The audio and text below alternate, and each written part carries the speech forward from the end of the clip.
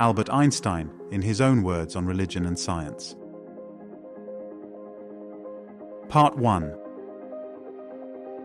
Everything that the human race has done and thought is concerned with the satisfaction of deeply felt needs and the assuagement of pain. One has to keep this constantly in mind if one wishes to understand spiritual movements and their development. Feeling and longing are the motive force behind all human endeavor and human creation, in however exalted a guise the latter may present themselves to us. Now, what are the feelings and needs that have led men to religious thought and belief in the widest sense of the words?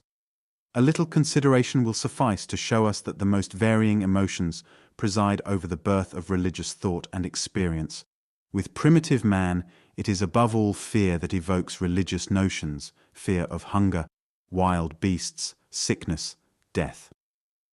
Since at this stage of existence understanding of causal connections is usually poorly developed, the human mind creates illusory beings more or less analogous to itself on whose wills and actions these fearful happenings depend.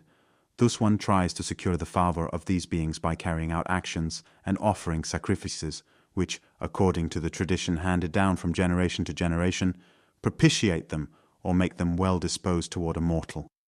In this sense, I am speaking of a religion of fear. This, though not created, is in an important degree stabilized by the formation of a special priestly caste which sets itself up as a mediator between the people and the beings they fear, and erects a hegemony on this basis. In many cases, a leader or ruler, or a privileged class whose position rests on other factors, combines priestly functions with its secular authority in order to make the latter more secure. Or the political rulers and the priestly caste make common cause in their own interests. The social impulses are another source of the crystallization of religion. Fathers and mothers, and the leaders of larger human communities, are mortal and fallible. The desire for guidance, love, and support prompts men to form the social or moral conception of God. This is the God of providence, who protects, disposes, rewards, and punishes. The God who, according to the limits of the believer's outlook, loves and cherishes the life of the tribe, or of the human race, or life itself, the comforter in sorrow and unsatisfied longing, he who preserves the souls of the dead. This is the social or moral conception of God. The Jewish scriptures admirably illustrate the development from the religion of fear to moral religion, a development continued in the New Testament. The religions of all civilized peoples, especially the peoples of the Orient, are primarily moral religions. The development from a religion of fear to moral religion is a great step in people's lives. And yet, that primitive religions are based entirely on fear, and the religions of civilized peoples purely on morality, is a prejudice against which we must be on our guard. The truth is that all religions are a varying blend of both types, with this differentiation, that on the higher levels of social life, the religion of morality predominates. Common to all these types is the anthropomorphic character of their conception of God. In general, only individuals of exceptional endowments and exceptionally high-minded communities rise to any considerable extent above this level. But there is a third stage of religious experience which belongs to all of them, even though it is rarely found in a pure form. I shall call it cosmic religious feeling. It is very difficult to elucidate this feeling to anyone who is entirely without it, especially as there is no anthropomorphic conception of God corresponding to it. The individual feels the futility of human desires and aims, and the sublimity and marvelous order which reveal themselves both in nature and in the world of thought. Individual existence impresses him as a sort of prison, and he wants to experience the universe as a single, significant whole. The beginnings of cosmic religious feeling already appear at an early stage of development, e.g., in many of the Psalms of David, and in some of the prophets. Buddhism, as we have learned especially from the wonderful writings of Schopenhauer, contains a much stronger element of this. The religious geniuses of all ages have been distinguished by this kind of religious feeling, which knows no dogma and no God conceived in man's image, so that there can be no church whose central teachings are based on it. Hence it is precisely among the heretics of every age that we find men who were filled with this highest kind of religious feeling and were in many cases regarded by their contemporaries as atheists, sometimes also as saints. Looked at in this light, men like Democritus, Francis of Assisi, and Spinoza are closely akin to one another. How can cosmic religious feeling be communicated from one person to another if it can give rise to no definite notion of a God and no theology? In my view, it is the most important function of art and science to awaken this feeling and keep it alive in those who are receptive to it. We thus arrive at a conception of the relation of science to religion very different from the usual one. When one views the matter historically, one is inclined to look upon science and religion as irreconcilable antagonists, and for a very obvious reason.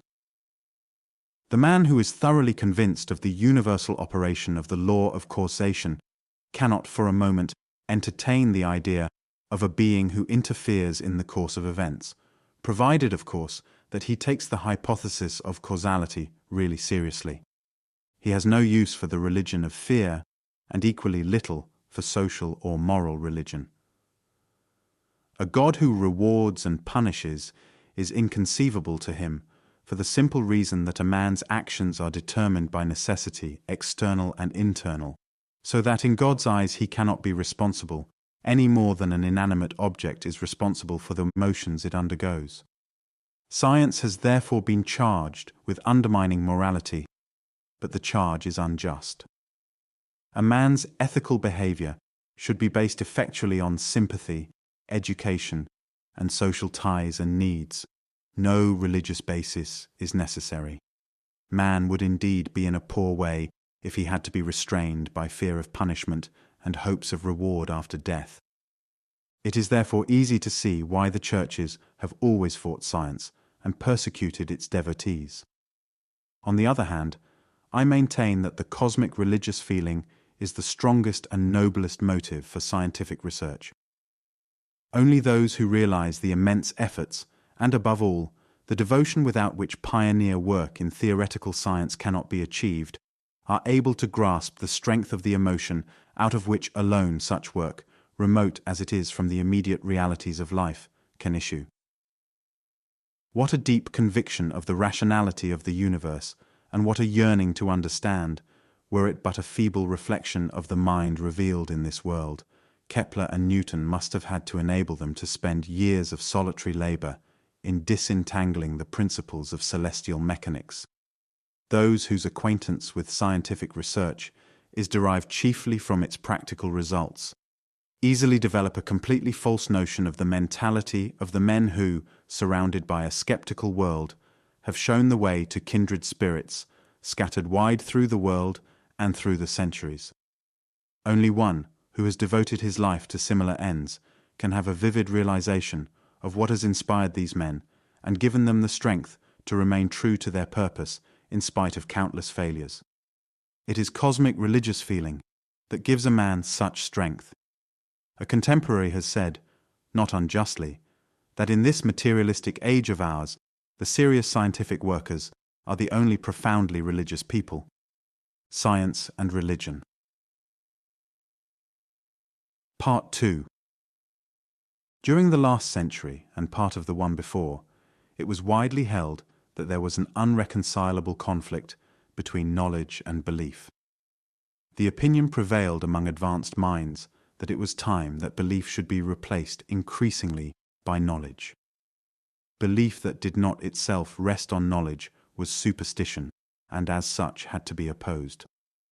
According to this conception, the sole function of education was to open the way to thinking and knowing, and the school, as the outstanding organ for the people's education, must serve that end exclusively. One will probably find, but rarely, if at all, the rationalistic standpoint expressed in such crass form. For any sensible man would see at once how one-sided is such a statement of the position. But it is just as well to state a thesis starkly and nakedly, if one wants to clear up one's mind as to its nature. It is true that convictions can best be supported with experience and clear thinking. On this point, one must agree unreservedly with the extreme rationalist. The weak point of his conception is, however, this, that those convictions which are necessary and determinant for our conduct and judgments cannot be found solely along this solid scientific way. For the scientific method can teach us nothing else beyond how facts are related to and conditioned by each other. The aspiration towards such objective knowledge belongs to the highest of which man is capable, and you will certainly not suspect me of wishing to belittle the achievements and the heroic efforts of man in this sphere. Yet it is equally clear that knowledge of what is does not open the door directly to what should be. One can have the clearest and most complete knowledge of what is, and yet not be able to deduct from that what should be the goal of our human aspirations. Objective knowledge provides us with powerful instruments for the achievements of certain ends, but the ultimate goal itself and the longing to reach it must come from another source. And it is hardly necessary to argue for the view that our existence and our activity acquire meaning only by the setting up of such a goal and of corresponding values. The knowledge of truth as such is wonderful, but it is so little capable of acting as a guide that it cannot prove even the justification and the value of the aspiration toward that very knowledge of truth. Here we face, therefore, the limits of the purely rational conception of our existence. But it must not be assumed that intelligent thinking can play no part in the formation of the goal and of ethical judgments. When someone realizes that for the achievement of an end, certain means would be useful, the means itself becomes thereby an end. Intelligence makes clear to us the interrelation of means and ends, but mere thinking cannot give us a sense of the ultimate and fundamental ends. To make clear these fundamental ends and valuations, and to set them fast in the emotional life of the individual, seems to me precisely the most important function which religion has to perform in the social life of man. And if one asks whence derives the authority of such fundamental ends, since they cannot be stated and justified merely by reason, one can only answer, they exist in a healthy society as powerful traditions which act upon the conduct and aspirations and judgments of the individuals. They are there, that is, as something living, without its being necessary to find justification for their existence. They come into being not through demonstration, but through revelation, through the medium of powerful personalities. One must not attempt to justify them, but rather to sense their nature simply and clearly. The highest principles for our aspirations and judgments are given to us in the Jewish Christian religious tradition. It is a very high goal, which, with our weak powers, we can reach only very inadequately, but which gives a sure foundation to our aspirations and valuations.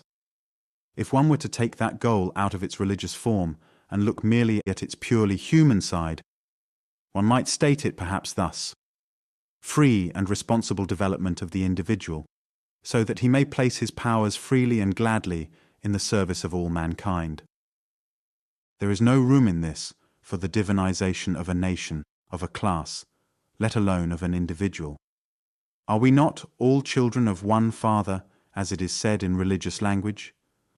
Indeed, even the divinization of humanity, as an abstract totality, would not be in the spirit of that ideal. It is only to the individual that a soul is given. And the high destiny of the individual is to serve rather than to rule, or to impose himself in any other way. If one looks at the substance rather than at the form, then one can take these words as expressing also the fundamental democratic position. The true democrat can worship his nation as little as can the man who is religious, in our sense of the term. What then, in all this, is the function of education and of the school? They should help the young person to grow up in such a spirit that these fundamental principles should be to him as the air which he breathes. Teaching alone cannot do that. If one holds these high principles clearly before one's eyes and compares them with the life and spirit of our times, then it appears glaringly that civilized mankind finds itself at present in grave danger. In the totalitarian states, it is the rulers themselves who strive actually to destroy that spirit of humanity. In less threatened parts, it is nationalism and intolerance, as well as the oppression of the individuals by economic means, which threaten to choke these most precious traditions. A realization of how great is the danger is spreading, however, among thinking people, and there is much search for means with which to meet the danger, means in the field of national and international politics, of legislation, or organization in general. Such efforts are, no doubt, greatly needed. Yet the ancients knew something which we seem to have forgotten. All means prove but a blunt instrument, if they have not behind them a living spirit. But if the longing for the achievement of the goal is powerfully alive within us, then shall we not lack the strength to find the means for reaching the goal and for translating it into deeds. It would not be difficult to come to an agreement as to what we understand by science. Science is the century-old endeavor to bring together, by means of systematic thought, the perceptible phenomena of this world into as thoroughgoing an association as possible. To put it boldly, it is the attempt at the posterior reconstruction of existence by the process of conceptualization. But when asking myself what religion is, I cannot think of the answer so easily. And even after finding an answer which may satisfy me at this particular moment, I still remain convinced that I can never, under any circumstances, bring together, even to a slight extent, the thoughts of all those who have given this question serious consideration. At first, then, instead of asking what religion is, I should prefer to ask what characterizes the aspirations of a person who gives me the impression of being religious. A person who is religiously enlightened appears to me to be one who has, to the best of his ability, liberated himself from the fetters of his selfish desires and is preoccupied with thoughts, feelings, and aspirations to which he clings because of their superpersonal value. It seems to me that what is important is the force of this superpersonal content and the depth of the conviction concerning its overpowering meaningfulness, regardless of whether any attempt is made to unite this content with a divine being, for otherwise it would not be possible to count Buddha and Spinoza as religious personalities. Accordingly, a religious person is devout in the sense that he has no doubt of the significance and loftiness of those superpersonal objects and goals which neither require nor are capable of rational foundation. They exist with the same necessity and matter-of-factness as he himself. In this sense, religion is the age-old endeavor of mankind to become clearly and completely conscious of these values and goals and constantly to strengthen and extend their effect. If one conceives of religion and science according to these definitions, then a conflict between them appears impossible. For science can only ascertain what is, but not what should be, and outside of its domain value judgments of all kinds remain necessary. Religion, on the other hand, deals only with evaluations of human thought and action. It cannot justifiably speak of facts and relationships between facts. According to this interpretation, the well-known conflicts between religion and science in the past must all be ascribed to a misapprehension of the situation which has been described. For example, a conflict arises when a religious community insists on the absolute truthfulness of all statements recorded in the Bible. This means an intervention on the part of religion into the sphere of science. This is where the struggle of the Church against the doctrines of Galileo and Darwin belongs. On the other hand, representatives of science have often made an attempt to arrive at fundamental judgments with respect to values and ends on the basis of scientific method, and in this way have set themselves in opposition to religion. These conflicts have all sprung from fatal errors. Now, even though the realms of religion and science in themselves are clearly marked off from each other, nevertheless, there exist between the two strong, reciprocal relationships and dependencies. Though religion may be that which determines the goal, it has nevertheless learned from science, in the broadest sense, what means will contribute to the attainment of the goals it has set up. But science can only be created by those who are thoroughly imbued with the aspiration toward truth and understanding. This source of feeling, however, springs from the sphere of religion.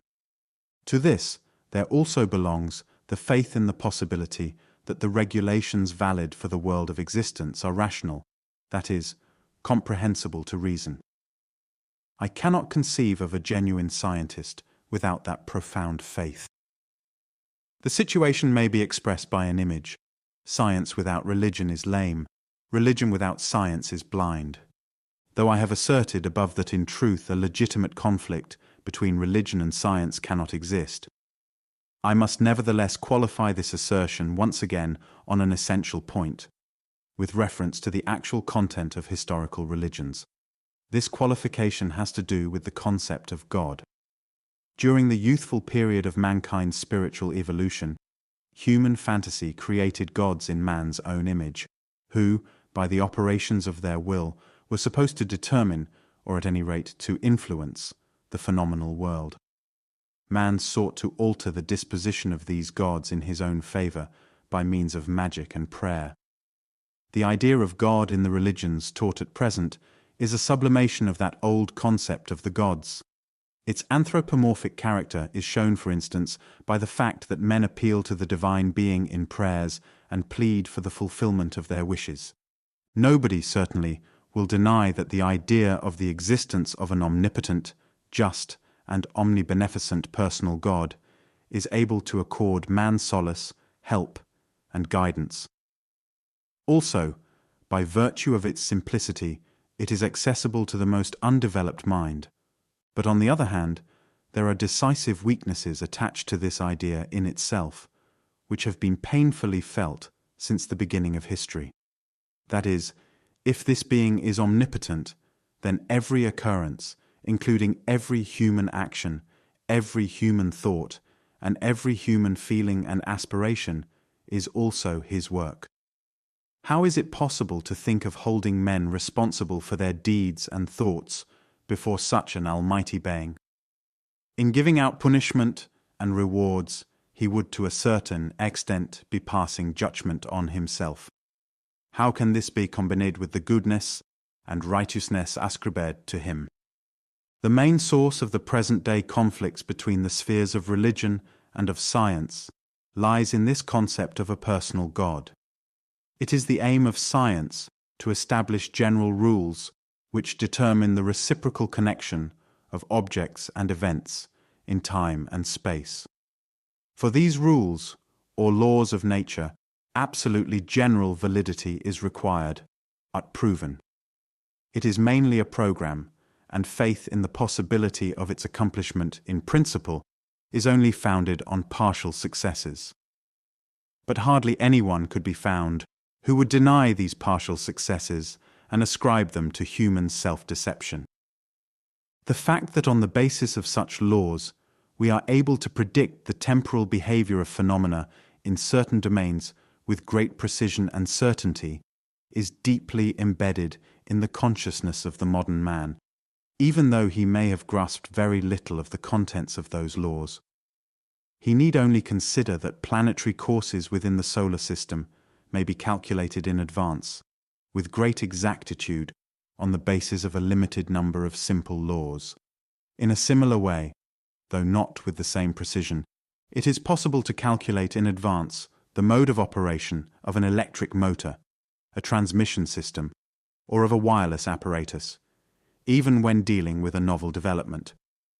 To be sure, When the number of factors coming into play in a phenomenological complex is too large, scientific method, in most cases, fails us. One need only think of the weather, in which case, prediction even for a few days ahead is impossible.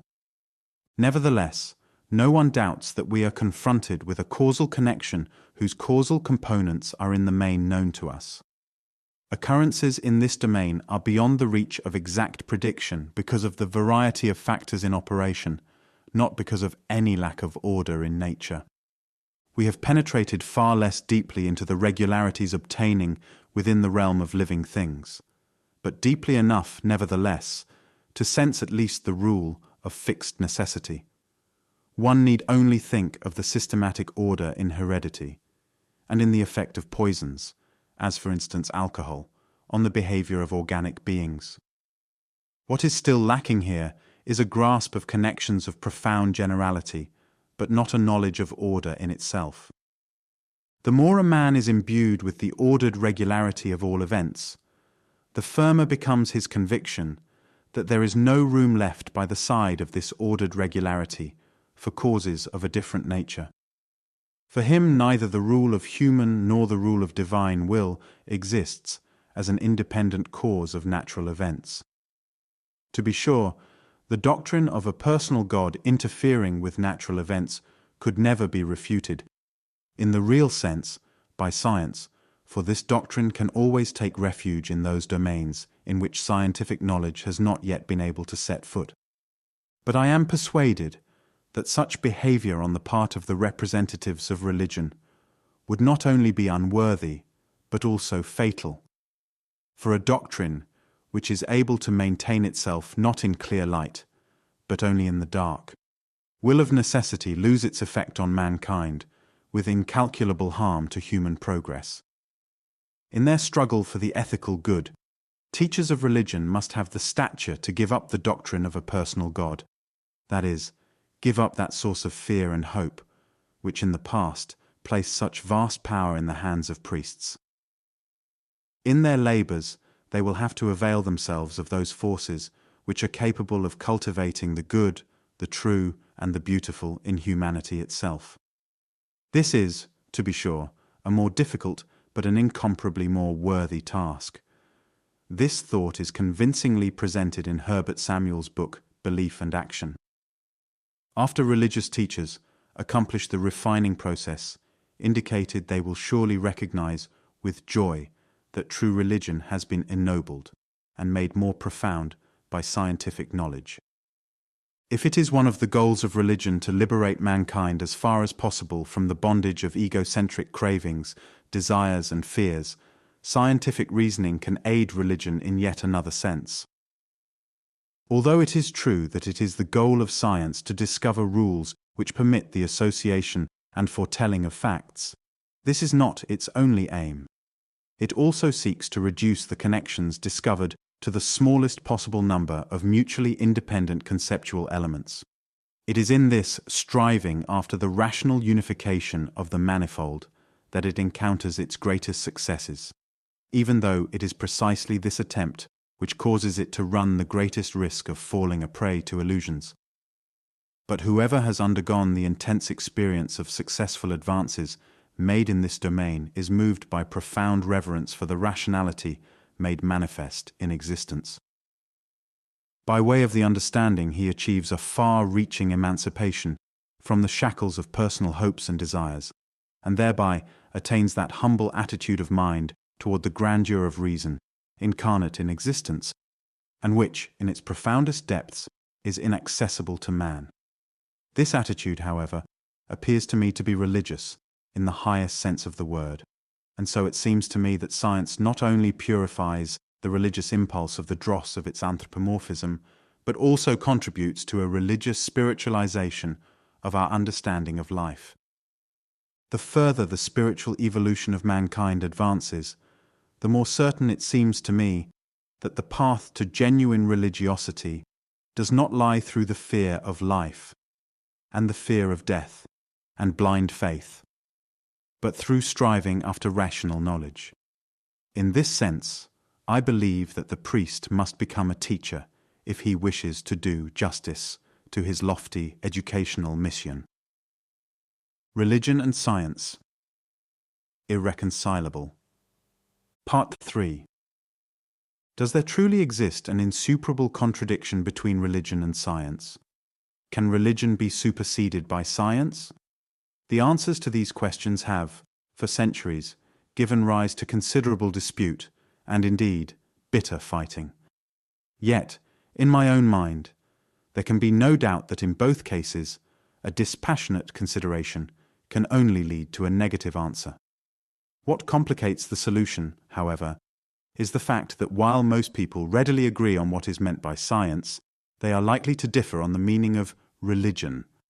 As to science, we may well define it for our purpose as methodical thinking, directed toward finding regulative connections between our sensual experiences. Science, in the immediate, produces knowledge and indirectly means of action.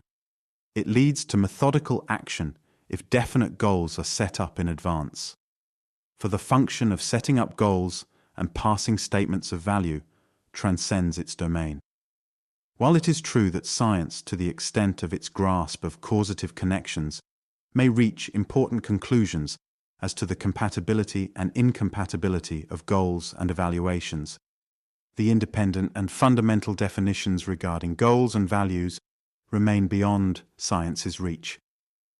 As regards religion, on the other hand, one is generally agreed that it deals with goals and evaluations, and, in general, with the emotional foundation of human thinking and acting, as far as these are not predetermined by the inalterable hereditary disposition of the human species. Religion is concerned with man's attitude toward nature at large, with the establishing of ideals for the individual and communal life, and with mutual human relationship.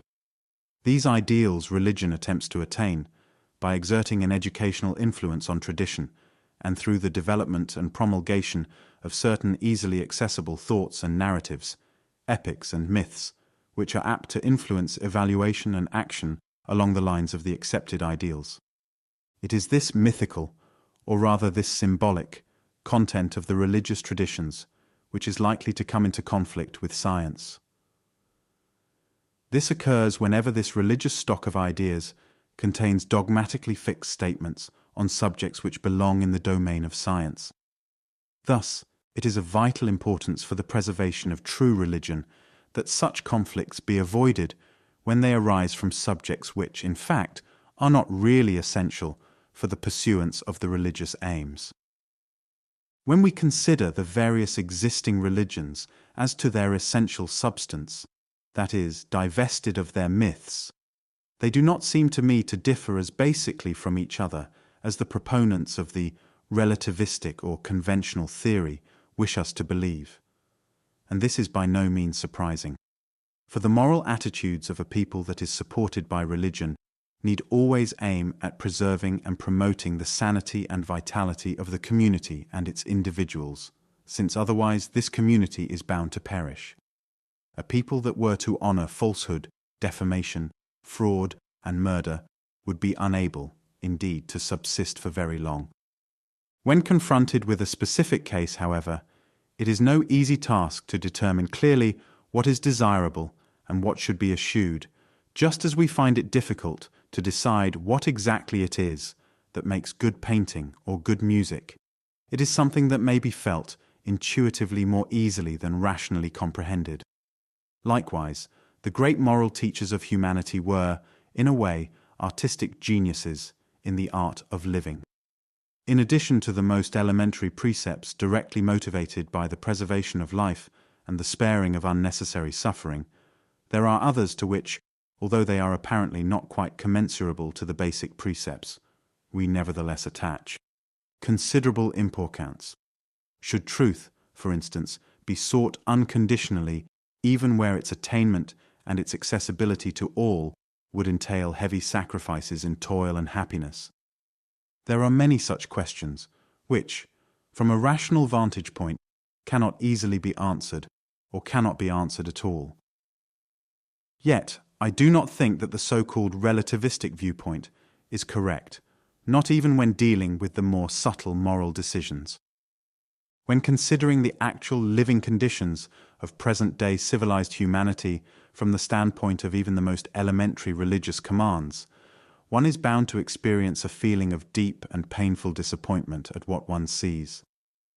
For while religion prescribes brotherly love in the relations among the individuals and groups, the actual spectacle more resembles a battlefield than an orchestra. Everywhere, in economic as well as in political life, the guiding principle is one of ruthless striving for success at the expense of one's fellow men. This competitive spirit prevails even in school, and destroying all feelings of human fraternity and cooperation, conceives of achievement not as derived from the love for productive and thoughtful work, but as springing from personal ambition and fear of rejection. There are pessimists who hold that such a state of affairs is necessarily inherent in human nature. It is those who propound such views that are the enemies of true religion, for they imply thereby that religious teachings are utopian ideals and unsuited to afford guidance in human affairs. The study of the social patterns in certain so-called primitive cultures, however, seems to have made it sufficiently evident that such a defeatist view is wholly unwarranted. Whoever is concerned with this problem, a crucial one in the study of religion as such, is advised to read the description of the Pueblo Indians in Ruth Benedict's book, Patterns of Culture. Under the hardest living conditions, this tribe has apparently accomplished the difficult task of delivering its people from the scourge of competitive spirit, and of fostering in it a temperate cooperative conduct of life, free of external pressure and without any curtailment of happiness. The interpretation of religion, as here advanced, implies a dependence of science on the religious attitude, a relation which, in our predominantly materialistic age, is only too easily overlooked.